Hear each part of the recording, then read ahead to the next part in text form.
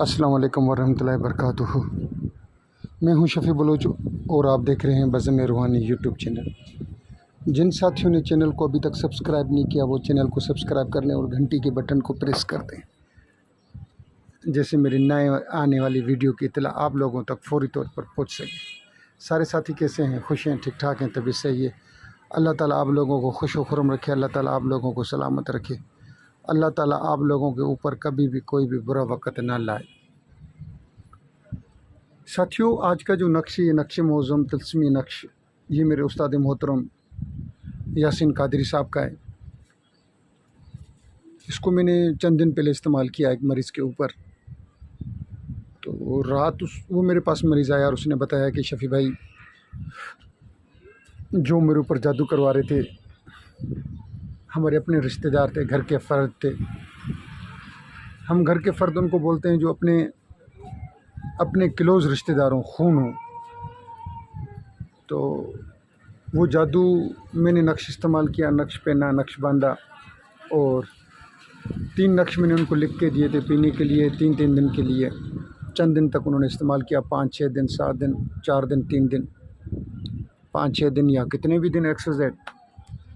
तो शफ़ी भाई मेरे मुखालिफ जो थे उनकी हालत गैर हो गई है। अल्लाह ताला ने उनके घरों के ऊपर मुख्तलिफ़ किस्म की आजमाइशें डाल दी हैं। जो उन्होंने मेरे लिए किया था, जो वो चाह रहे थे कि मुझे अज़ाब आए, अल्लाह पाक ने उल्टा कर उनके ऊपर वो अज़ाब मुसल्लत कर दिया है। मैं नक्श भी दे रहा हूँ, नक्श की चाल भी दे रहा हूँ। आपने सिर्फ ये करना है कि इस नक्श को बनाने से पहले उस्ताद मोहतरम शेख यासीन कादरी हिफ़्ज़ुल्लाह को आपने कुछ न कुछ कुरान पाक पढ़कर, दुरूद पाक पढ़कर या कुरान पाक का कोई हिस्सा पढ़कर आपने उनको हदिया करना है। उसके बाद आप ये नक्श लिखेंगे तो उसमें तासीर पैदा होगी। नहीं तो जो भी साथी इसको लिखेगा तो उसमें तासीर पैदा नहीं होगी। ये इस फ़कीर का,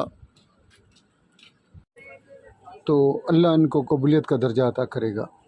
तो आप ऐसा करेंगे, सबसे पहले आपने पाक साफ़ होकर किसी भी टाइम, किसी भी साथ में, किसी भी वक़्त ज़फ़रानी स्याही से, एक उस्ताद की स्याही बनाते थे, उस्ताद मोहतरम ने मुझे एक अमल दिया था रूहानी स्याही बनाने का।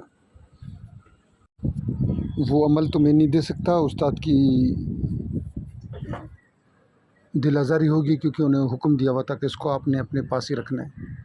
वो आबी ज़मज़म में कुछ एक बड़े पेज के ऊपर कुछ दुरूद और कुछ चीज़ें लिखकर वो उसमें डाल दी जाती हैं, फिर उससे स्याही बनाई जाती है उस पानी से।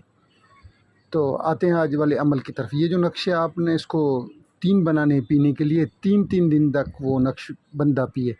एक नक्श जो है वो अपने गले में बांधे, हाथ में बांधे, सीधे हाथ में या पर्स में रख ले, अपने जिस्म के साथ टच कर ले।